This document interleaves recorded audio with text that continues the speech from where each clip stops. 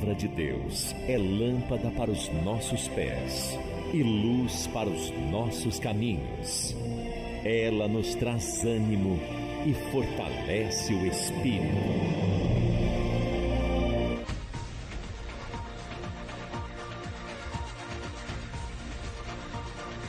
Louvado seja Deus. Cumprimento a todos, amados ouvintes, por graça, com a paz de nosso Senhor Jesus Cristo. Aprove, Deus, que hoje você encontre essa paz. A você, querido, que talvez está com seu coração perturbado, alma abatida, entrou numa apatia e anda totalmente desmotivado para aquilo que é um direito seu, você ter essa paz, porque quando Cristo manifestou, Ele manifestou para te dar a paz, mas não são muitos que têm tido essa paz verdadeiramente, que ela hoje possa alcançar, porque você vai outra vez ouvir uma palavra de salvação, amém? Louvado seja Deus. No livro de Atos dos Apóstolos, quando há um assunto concernente uma grande idolatria, numa região chamada Atenas, então o apóstolo se dirigindo para aquele lugar, houve uma necessidade de passar um período ali. Até então ele começou a ver aquele movimento de tão grande idolatria que se sucedia sobre aquela cidade, aquela região. E então, por essa razão, nós vamos entrar nesse texto, nesse assunto neste dia, para que nós venhamos conhecer de fato o que sucedeu naquela região.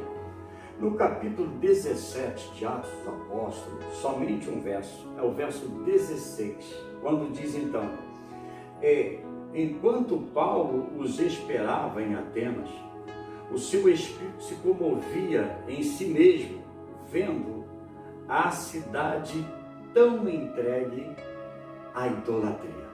Amém? Louvado seja Deus.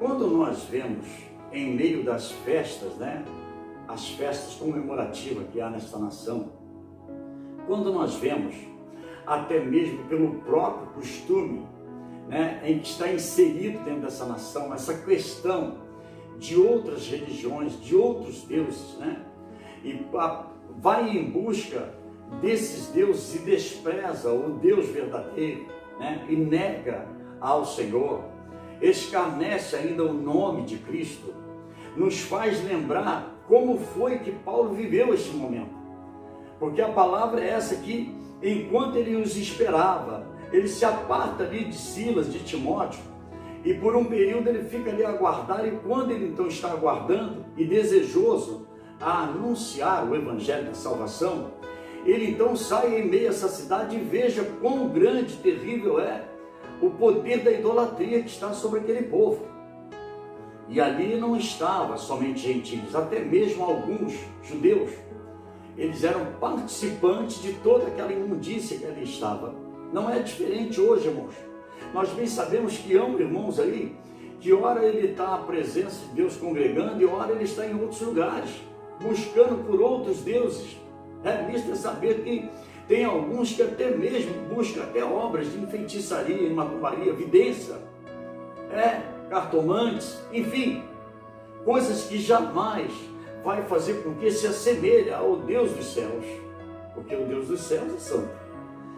E aquilo começou a chamar, despertar o apóstolo Paulo, e ele entra então em meio àquela sinagoga ali, onde estão os judeus religiosos, gentis, e homens que idolatravam verdadeiramente, e ali ele se depara com alguém que é até culto.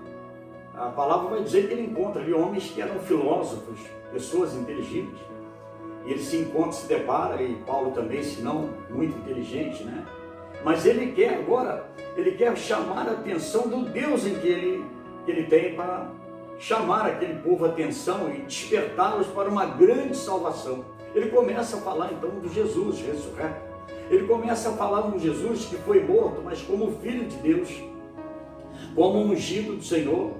Ele começa a falar sobre a ressurreição. E aquilo tudo trouxe uma confusão sobre a mente daquele povo que ali idolatravam e questionaram com o apóstolo Paulo, o chamando de barulheiro, falador, que é que você discute acerca desse Deus em que você apresenta aí? Então o apóstolo Paulo, ele vai pregando, mas então levaram ele ao conselho, a um determinado lugar, como se fosse um tribunal, né? No Areópago, dá-se o nome de Areópago, louvado seja Deus, e foram indagá-lo ele, que doutrina afinal é essa que você tem pregado aqui? O que é isso? Ei, paroleiro, ei, falador, o que é que você vem anunciando aí sem cessar a esta doutrina? Como você traz essa doutrina a nós? Então Paulo começou a acrescentar mais e mais àquilo no tocante que ele conhecia. Louvado seja Deus. E ele falou, olha, estando eu no meio do Areópago, né? Eu disse, varões atenienses, em tudo vejo-vos supersticiosos, porque passando eu e vendo esses vossos santuários, onde eis aí os vossos deuses aí, olha, então eu tive uma curiosidade, mas descobri, também achei entre os altares de vocês, este nome aqui, olha, o qual está escrito, ao Deus desconhecido. E a Bíblia descreve maiúsculo, porque até então não era aquele Deus que se poupava, não era o Deus rã, não era o Deus animal, um outro tipo de animal, não era aqueles deuses que eram feitos por mãos humanas, né? Ali estavam então muitos deuses, os quais ele disse, entre esses aqui, este o qual aqui, olha, vocês apresentam, tem até honrado, mas não conhecendo, esse de fato é o Deus que eu tenho para lá, é o Deus que eu tenho balbuciado, é o Deus que eu tenho anunciado, insistido em pregar. Você tem me considerado como um paroleiro, mas é este Deus, é esse que eu falo aqui, esse que vocês o descrevem como desconhecido, esse, porque esse de fato é, porque não conhecendo-o, mas é o Senhor. A partir desse momento, eles deixaram com que Paulo viesse, então, descrever esse Deus. Irmãos, quando nós anunciamos esse evangelho da salvação, quando nós pregamos, por sinal, quando venho até a vós trazer uma mensagem, eu digo que você há de ouvir uma palavra de salvação, porque estou convencido acerca desse Deus, o qual foi apresentado aqui em letra maiúscula, mesmo sendo desconhecido, mas apresentado como ao Deus maiúsculo. Bendito seja o nome do Senhor Jesus.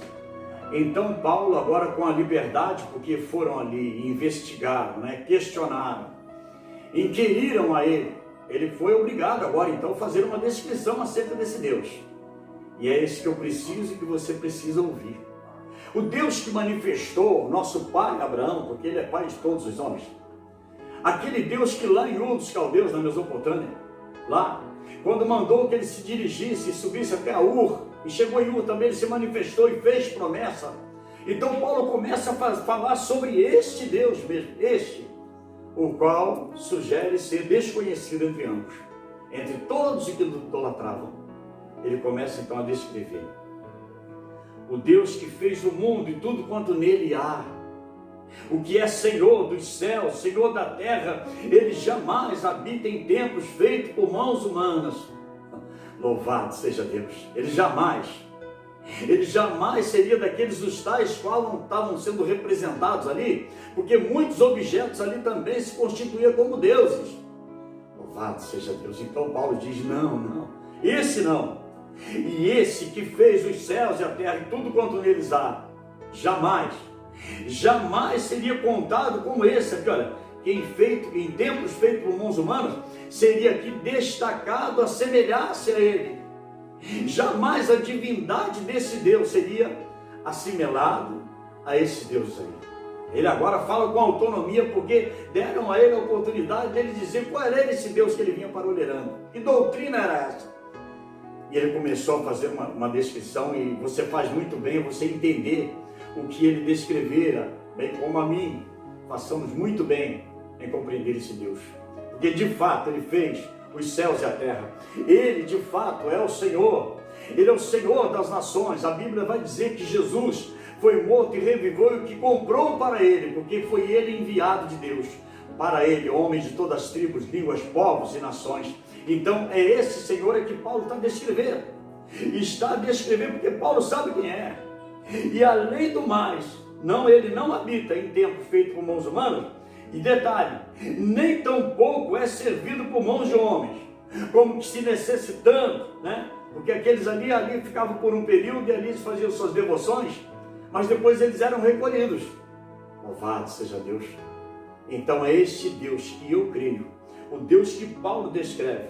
Ele diz que conduzido por mãos humanas, como se necessitando de alguma coisa, pois Ele mesmo é que te dá, é que me dá a respiração, o fôlego de vida e todas as coisas. Se você tem, saiba você que é por causa desse Deus de Paulo, esse Deus que fora questionado quanto lá àquele que Paulo anunciava. É esse Deus mesmo, é que tem te dado conforto, é que tem te dado o pão de cada dia, é que tem permanecido em você o fôlego de vida, porque ainda há em você o fôlego de vida, a respiração e tudo quanto você tem aqui, olha, tudo aquilo que está sobre a sua vida, foi Ele que propiciou. É aquele que de um só, como ele afirmou, que de um só ele fez toda uma geração. Quando nasceu lá no nosso pai Adão, e prosperou por toda uma geração que até o dia de hoje partem, mas nascem. Louvado seja Deus. É esse o Senhor, é esse que jamais habita em templos feitos por mãos de homens, como se necessitando agora, vai para lá, vai para lá, para lá. Não é esse o Deus.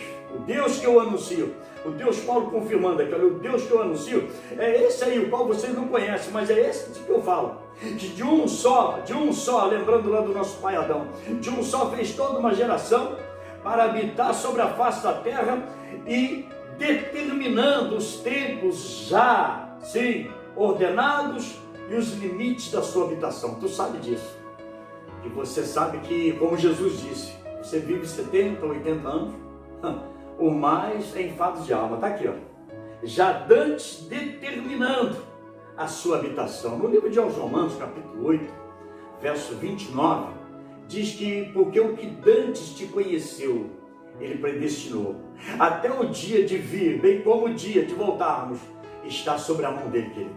Porque Ele dantes te conheceu, e assim Ele predestinou. Então Ele vem aqui confirmando aqui, olha, porque o que dantes está ordenado, Ele já dantes ordenou, e os limites da sua habitação, para que buscassem ao Senhor, se porventura tateando, insistindo, sabe aquilo? Não, lá é melhor. Olha, às terça-feira lá eu estarei, porque lá é... Não, mas quinta-feira olha, no domingo teve uma vez que alguém falou assim para mim, mas no domingo é tateando, é buscando, como diz no livro no livro de Timóteo, 1 Timóteo capítulo 4,